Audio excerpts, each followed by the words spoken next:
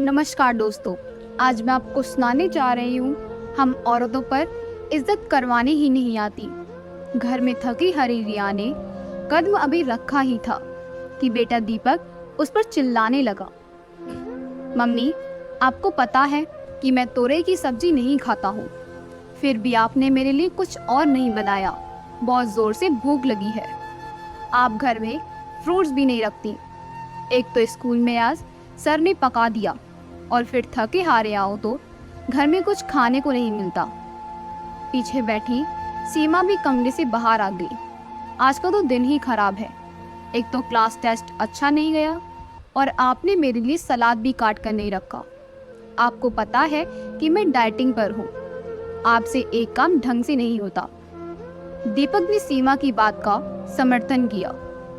हाँ, पापा भी यही कहते हैं कि तुम्हारी मम्मी किसी काम की नहीं, एक भी काम ढंग से नहीं करती। और रही सही कसर बच्चों की दादी ने पूरी कर दी। मेरा बेटा कभी गलत कह ही नहीं सकता। 2 ही बच्चे हैं, उनकी भी ज़रूरतों का ख्याल तो नहीं रख पाती। इतने दिनों से कह रही हूँ कि मेरे घुटनों में दर्द है, थोड़ा तेल लगा दो। मेरा चश्मा टूट गया है, उसे बनवा दो। मगर तेरी माँ को तो फुर्सत ही कहाँ है। सुबह बाजार गई थी और अब लौटी है। उड़ाओ पैसे। मेरा बेटा दिन रात मेहनत करता है और तुम आराम से शॉपिंग करो। दादी की बात सुन दीपक और सीमा भी मुस्कुराने लगी। ये देख, रिया को गुस्सा तो बहुत आया, लेकिन वो कुछ नहीं बोली। वो वैसे भी बहुत थकी हुई थी और बच्चों को डांटकर वो खुद को थकाना नहीं चाहती थी। किचन में जाकर उसने पानी पिया और उसने अपने बैग से सासू जी का चश्मा निकाला और उनको दे दिया। शॉपिंग बैग से मालिश का तेल निकालकर उनके सामने रख दिया। फ्रूट निकाले और धोकर फ्रूट बास्केट में रख दिए। बैग से सब्जी निकालकर बेटी के लिए सलाद काटकर उसे दे दिया और फिर सारे काम निपटाकर कमरे में चली गई। सासू बोली, जरा सा कुछ कहो नहीं, तुम्हारी मम्मी मुंह फुला लेती है। मेरा सामान लाकर कोई एहसान नहीं किया है, मेरे बेटे की कमाई से ही तो लाई हैं। और यह सब पहले कर देती तो हम भी गुस्सा नहीं करते। फालतू में हम सबका दिमाग खराब कर दिया। कनिका जी तो सासू थी, अपने झिझक मिटाने के लिए भी रिया को ही दोष दे रही थी। अभी तक आप समझ ही गए होंगे कि रिया की क्या स्थिति है अपने ही घर में। शायद एक पंचिंग बैग की जो आता मुक्का मारकर चला जाता। अरे अभी आप लोग उसके पति राजेश जी से तो मिले ही नहीं। जब घर के एक बाकी सदस्यों का ये व्यवहार था तो उनसे कुछ अलग की उम्मीद भी बिल्कुल मत कीजिएगा। शाम को घर आते ही कनिका जी ने सारे दिन का ब्यौरा अपने बेटे को सुना दिया कि रिया की वजह से दीपक और सीमा भूखे रह गए और बाजार से लेट आई तो वह भी दवा समय से नहीं खा पाई। राजेश ऑफिस में बॉस की डांट के कारण वैसे ही बहुत खराब हालत में था और घर पर रिया की शिकायत सुनकर उसका भी सारा गुस्सा रिया पर पड़ा। तुम करते क्या हो पूरे दिन घर में? मैं ऑफिस में बॉस की डांट सुनूं और घर आकर तुम्हारे काम चोरी की शिकायत सुनूं। किसी काम की नहीं हो तुम। मेरा घर अगर तुमसे नहीं संभाला जा रहा तो साफ साफ कह दो, मैं नौकर रख लेता हूँ। कम से कम इस रोज रोज की शिकायतों से तो बच जाऊंगा। रिया जिसने अपनी 20 साल की शादी में सिर्फ पति, बच्चे और सासू जी और उनके रिश्तेदारों को खुश करने में बिता दिया, आज भी वह यह सब सुनकर अब उसकी सहने की शक्ति पूरी तरह से खत्म हो गई। उसने कुछ नहीं बोला, लेकिन मन ही मन आज उसने एक फैसला कर लिया। उसने 2-4 जगह फोन किया और रात का काम खत्म किया और सो गई। सुबह रिया के घर से एक बार फिर दीपक, सीमा, राजेश और कनिका जी के चिल्लाने की आवाज सुनाई दे रही थी, जैसे कि रोज सुनाई देती थी। मम्मी, मेरा दूध और ब्रेड कहाँ है? मुझे आज टोस्ट चाहिए। बहू, मेरे लिए आज उपमा बना देना। रिया, मेरा टिफिन और नाश्ता कहाँ है? रिया किचन से निकलकर आई और बोली, आप सभी को क्या, कैसे और कितना खाना है? क्या चाहिए इसे बता दीजिए। किचन से एक औरत बाहर आई। ये माया है, आज से आप सभी की जरूरतों का यही ख्याल रखेगी। यह क्या मजाक है रिया? राजेश गुस्से में बोला। हमारे घर में आज तक कोई काम वाली नहीं रखी गई। तुम्हें तो सिर्फ मेरे बेटे की कमाई लुटाना आता है। ये घर का काम करेगी तो तुम क्या करोगी? कनिका जी भी गुस्से में बोली। मम्मी जी, मैं वही करूंगी जो 20 सालों से आप लोगों की नज़रों में करती आई हूँ।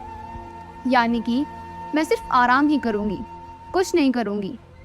और राजेश, आपने कल कहा था कि अगर मुझसे आपके घर का काम संभल नहीं रहा, आपका घर नहीं संभल रहा, तो मैं आपको साफ साफ कह दूं, आप नौकर रख लेंगे। तो आज मैं आपको और बाकी लोगों को साफ साफ बता रही हूँ कि अब मुझसे आपका घर नहीं संभाला जाएगा। आप सभी को तकलीफ ना हो इसलिए माया को काम पर रख दिया। अब आपको जो चाहिए, जितना चाहिए, सब माया को समझा दीजिए। रिया क्या नाटक शुरू कर दिया? रिया की बात से बौखलाया राजेश गुस्से से बोला। नाटक ये नहीं है, नाटक तो आज तक आप सभी मेरे साथ करते आए हैं। आप पति बनने का, सासू जी माँ बनने का, और दीपक और सीमा अब इनसे तो मैं क्या कहूँ। आज तक जिस घर को अपना समझकर संभालती आई हूँ, कल पता चला वो तो मेरा घर है ही नहीं। मेरी औकात इस घर में एक नौकर की है, या फिर शायद उससे भी बुरी। सुबह से लेकर रात तक आप लोगों के बारे में सोचती हूँ, चिंता करती हूँ, लेकिन कभी बदले में कभी मीठे 2 बोल नहीं मिलते। रिया सासू माँ को देखकर बोली, मम्मी जी, मैं बाजार, घर की, आपकी, बच्चों की और आपके बेटे की जरूरतों का सामान लेने गई थी। आपके बेटे की कमाई से अपने लिए मैं कुछ नहीं लाई। थकी हारी धूप में घर आई, मगर किसी ने एक गिलास पानी भी नहीं पूछा। उल्टा शिकायतों का पिटारा लेकर सब मुझ पर चिल्लाना शुरू हो गई। दीपक के स्कूल में कुछ गलत हुआ तो उसने गुस्सा मेरे ऊपर निकाल दिया। सीमा का टेस्ट खराब हुआ तो उसने भी अपना गुस्सा मुझ पर निकाल दिया। राजेश को बॉस से डांट पड़ी तो उसका गुस्सा भी मुझ पर निकाल दिया। और मम्मी जी, इन्हें तो पता नहीं मुझसे कौन से जन्म की खुंदक है कि कभी आज तक प्यार के 2 मीठे बोल बोले ही नहीं। आप सभी ने मुझे पंचिंग बैग समझ लिया है। जिसका मन करता है आता है और अपनी भड़ास और चिड़चिड़ापन निकाल कर चल देता है। हर बात पर मुझे झिड़क दिया जाता है। कभी भी आप लोगों ने मुझसे पूछा कि तुम्हें कोई तकलीफ है या तुम्हारी भी कोई चाहत है? इसमें आप लोगों की कोई गलती ही नहीं, क्योंकि हम औरतों को अपनी इज्जत करवानी ही नहीं आती। मम्मी जी, आपका बेटा अगर ऑफिस में मेहनत करता है तो मैं भी दिन रात घर में मेहनत करती हूँ। आपका बेटा सुबह 9 से 5 तक नौकरी करता है, जिसमें संडे के अलावा और भी उसे छुट्टी मिलती है। लेकिन मैं 24 घंटे, वो भी बिना छुट्टी लिए, आपके बेटे का घर संभालती हूँ।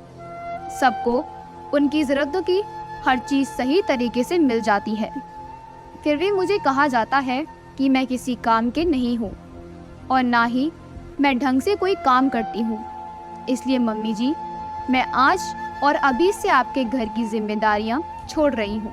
अपने कमरे में जाते हुए रिया पलटकर बोलती है, राजेश, औरत सारी जिंदगी अपने वजूद को भूलकर मकान को घर बनाने में लगा देती है और बदले में सिर्फ यही चाहत रखती है कि घर के सभी सदस्य उसे सम्मान दे, उसे प्यार के 2 बोल बोले।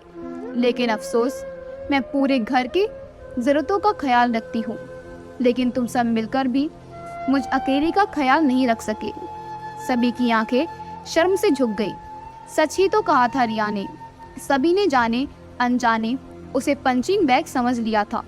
तो दोस्तों, आपके घर वाले भी यही व्यवहार कर रहे हैं तो प्लीज़ आप भी पंचिंग बैग बनना बंद कर दें। तो इस कहानी के बारे में आपकी क्या राय है, हमें कमेंट करके ज़रूर बताएं।